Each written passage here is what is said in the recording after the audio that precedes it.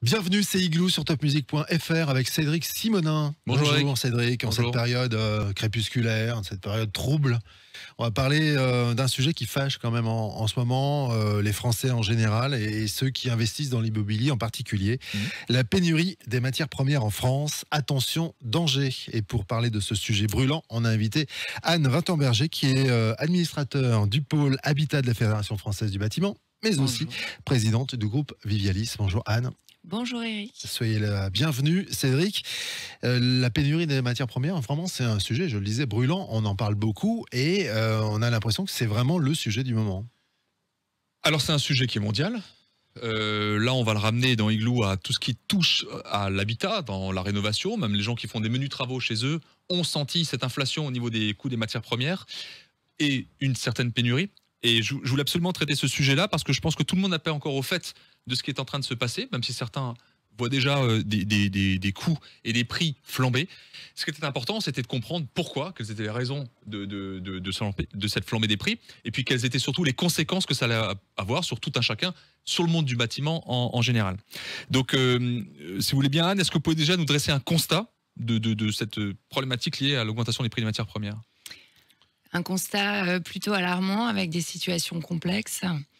Mais on arrive à cette situation parce qu'on a eu auparavant 3 étapes. La première étant le Covid avec un arrêt net des commandes, mais également des chantiers et de la production des matériaux. Ensuite, en 2021, une demande compressée qui s'est complètement libérée sur le marché. Donc, carnet de commandes plein des entreprises de construction ou de rénovation du bâtiment. Et une demande absolument énorme qui s'est libérée en un seul moment, avec des industriels qui étaient alors en reprise d'activité, zéro stock et une incapacité à répondre à la demande à l'instant T. Plus de demandes que d'offres, augmentation des prix bien sûr, et troisième mi-temps, l'arrivée du conflit russo-ukrainien et une inflation immense des coûts de création et de production d'énergie et de certaines matières premières également. Donc un constat plutôt alarmant et une situation très complexe. Est-ce que c'est une situation de blocage ? On va le voir. On va le voir. Ouais. J'ai anticipé un peu la question, mais... Non, mais vous avez raison, elle est absolument légitime. Je voulais juste ajouter, j'y pense, pendant que vous évoquez ces 3 rounds, on a aussi eu les élections municipales qui ont été décalées, et là je parle beaucoup dans le neuf, où il y a des permis de construire qui d'habitude sortent après les élections municipales, et là le fait d'avoir reporté, c'est que tout a été concentré à la fin de la deuxième session, entre guillemets, ça devait arriver en mars, c'est arrivé en septembre, donc tout s'est concentré en même temps. Donc il y a vraiment une conjonction de 3-4 éléments relativement forts qui font que on a des conséquences, et là on peut commencer à évoquer les conséquences que ça a, c'est 3 rondes et demie, quoi. Alors en ce qui concerne les conséquences, vous imaginez bien que quand on a un projet de construction, on ne construit pas seulement avec la moitié des briques ou la moitié des matériaux, les tuiles, mais tous les secteurs sont concernés, hein, qu'il s'agisse du bois, qu'il s'agisse de l'acier, qu'il s'agisse du béton, mais également du vitrage, de l'alu, de l'ensemble en fait des matériaux nécessaires à la construction de logements. Les conséquences, eh bien, c'est d'abord une tension immense sur les prix, avec des carnets de commandes qui sont pleins, dans une profession qui a une pratique très simple, hein, c'est de vendre à prix ferme et à délai convenu.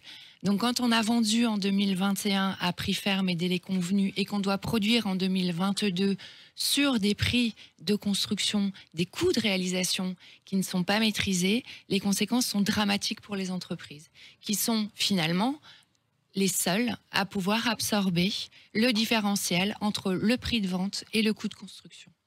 Donc là, on a sur des coûts de production qui sont relativement élevés. On peut parler un peu des pénuries aussi ? Des pénuries, effectivement, sur un certain nombre de classes de produits, essentiellement liées à la crise en Russie et en Ukraine. Mais il ne faut pas oublier non plus la situation de la Chine, avec sa pratique d'une politique zéro Covid, avec des ports qui sont fermés, des matières qui ne circulent plus. Donc des pénuries simplement liées, je dirais, à de la logistique, un manque d'arrivée, des stocks largement insuffisants au départ. C'est pas que de la pénurie. C'est aussi une difficulté d'approvisionnement ou un rallongement des délais d'approvisionnement parce que quand on a vu cette situation d'inflation arriver, eh bien, il y a eu certains comportements de stockage. Il y a également eu des comportements opportunistes qui consistaient à s'approvisionner de manière plus importante que ce dont on a besoin, voire même des comportements spéculatifs pour revendre un petit peu plus cher ce qu'on avait acheté la veille. Donc des conséquences importantes de pénurie, de ralentissement qui rallongent également les délais de réalisation des constructions de logements. Donc là, j'allais juste y venir. Maintenant, quand on a dressé ce tableau-là, qu'est-ce que ça implique concrètement? On a des auditeurs qui sont en train de se dire, tiens, je vais peut-être rénover ma maison, j'aimerais bien construire, j'aimerais bien acheter un logement neuf ou ancien avec des travaux. Pour lui, qu'est-ce que ça implique? Est-ce qu'on peut avoir 2-3 exemples? Donc il y a la partie particulier et puis il y a tout l'aspect sous-traitance. Est-ce qu'on peut voir ce que ça implique pour ces deux typologies de métiers? Alors, on a bien compris que le contexte était partagé, un contexte inflationniste depuis le début de l'année dans le monde entier. En France, en ce qui concerne l'inflation, on est quand même à un niveau qui est relativement restreint par rapport à d'autres pays. Mais ça implique pour le consommateur ou pour le futur acquéreur un comportement attentiste. On a observé depuis le début de l'année une baisse de demande de construction de maisons individuelles de l'ordre de 25%. En dehors de ça, il ne faut pas oublier qu'on a aussi une baisse des délivrances des autorisations de permis de construire sur le logement collectif. Quand on est un particulier, eh bien, je dirais que l'attitude qui consiste à mettre en attente complète son projet n'est pas forcément une bonne solution, parce qu'on ne voit pas le bout de cette inflation. Donc, reporter à demain un projet que l'on a aujourd'hui, dans des fourchettes de prix que l'on connaît ce jour... Vous voulez dire que la situation peut empirer? Alors, et qu'on n'a aucune vision, on se dit pas, on n'a pas de boule de cristal en disant bah voilà, ça va s'arrêter, l'inflation va s'arrêter là, la guerre va s'arrêter là, etc. Donc on est obligé d'y aller maintenant, quoi. Alors effectivement, c'est moins risqué. C'est moins risqué d'y aller aujourd'hui, c'est certain. Une chose est sûre, c'est que le foncier va pas baisser non plus dans ce contexte-là. Donc on a vraiment tous les indicateurs qui nous font dire que c'est le moment de concrétiser votre projet.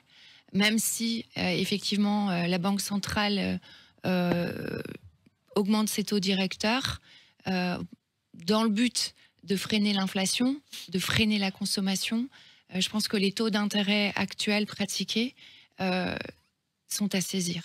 Voilà. Et comme le pire n'est jamais certain, autant y aller maintenant. Et le pire n'est jamais décevant non plus. Non plus. Voilà. Alors, je vais juste vous partager une expérience de 25 ans. C'est que ça fait 25 ans que j'entends... Les terrains sont trop chers, le logement est trop cher, mais que les prix ont pris depuis 1999, on va dire, presque 150 ou 160%. Ouais. Donc, les gens qui sont encore attentistes, je ne sais pas de quoi l'avenir sera fait. Je répète depuis des années que je pense que dans quelques années, le logement sera un produit de luxe et que vraiment ne sera accessible que pour une infime minorité, comme qu'on peut retrouver dans d'autres pays, comme la Suisse par exemple. On en a déjà parlé dans cette émission. On en a déjà parlé, on le rabâche systématiquement, on évoque l'évolution des taux d'intérêt, on évoque le marché en perpétuelle évolution. Si on peut acheter maintenant, il faut acheter maintenant. C'est une façon d'envisager l'avenir et de se protéger, peut-être. Je pense. Charge à nous de prendre soin de nos sous-traitants. C'est vraiment une donnée immense. Faire attention à eux, leur permettre d'opérer, ne pas remettre au lendemain, parce que la tentation est grande en tant qu'opérateur, de remettre à l'année prochaine un certain nombre d'opérations, eh bien c'est mettre tout notre écosystème en danger. Et les entreprises du BTP sont éminemment fragilisées en ce moment. Donc, on pourrait penser le contraire, justement, si les prix augmentent, eux, leur marge peut-être augmente. Et puis on se demande aussi pourquoi on n'embauche pas un petit peu plus, justement, dans ces moments où peut-être des marchés s'ouvrent. Alors le BTP reste un gros pourvoyeur d'emplois. Je vous rappelle que l'année dernière, ce sont plus de 70 000 emplois qui ont été créés dans la filière. Ça reste un secteur dynamique. Néanmoins, quand vous êtes chef d'entreprise, que vous achetez vos matériaux plus chers, et encore, l'inflation sur les salaires, on ne l'a pas encore vu arriver, que vous peinez à recruter parce qu'on est en pénurie de main-d'œuvre, mais également que vous avez des difficultés à transporter vos salariés, parce que l'essence coûte plus cher, tout coûte plus cher, mais vous ne pouvez pas indéfiniment stretcher votre prix de vente. Les situations sont très complexes. Il ne faut pas oublier non plus que la perfusion du marché, ou en tous les cas des entreprises liées au PGE et à toutes les aides qui ont été accordées pendant la période Covid, cette année, il faut rembourser. L'État ne va pas faire un petit effort supplémentaire, justement, un petit délai supplémentaire pour traverser cette nouvelle période ? On n'est pas dans les petits papiers d'Emmanuel Macron, donc on ne peut pas trop se prononcer là-dessus. Ce qui est sûr, c'est très bien, en tout cas pour le métier. Pour répondre à votre question, non, il n'y a pas eu d'effet d'aubaine de certaines entreprises qui se sont dit maintenant on va excusez-moi l'expression un peu triviale, se gaver sur les marges. Non, c'est vraiment un secteur qui souffre. Et de deux, qui a énormément de difficultés à embaucher, notamment les jeunes, parce que les jeunes ne vont pas spontanément vers le métier du bâtiment, alors que ce sont des vrais métiers sur lesquels on peut se voir un bel avenir quand on travaille bien. Oui, a priori, oui. Parce qu'on en a besoin, justement, en ce moment. Est-ce qu'on aurait une petite conclusion positive ? Une conclusion positive ? L'été est en avance cette année, profitez-en. Non, je crois qu'il ne faut pas hésiter à concrétiser des projets. L'avenir, on le construit aujourd'hui. Les taux d'intérêt permettent encore d'emprunter sur du long terme à des coûts tout à fait raisonnables. Donc, il n'y a pas à hésiter une seconde. On sera là pour répondre à vos demandes. Voilà, vous parlez au nom de tout le bâtiment français, enfin, la filière de la Fédération française du bâtiment. Les filières. C'est tout ?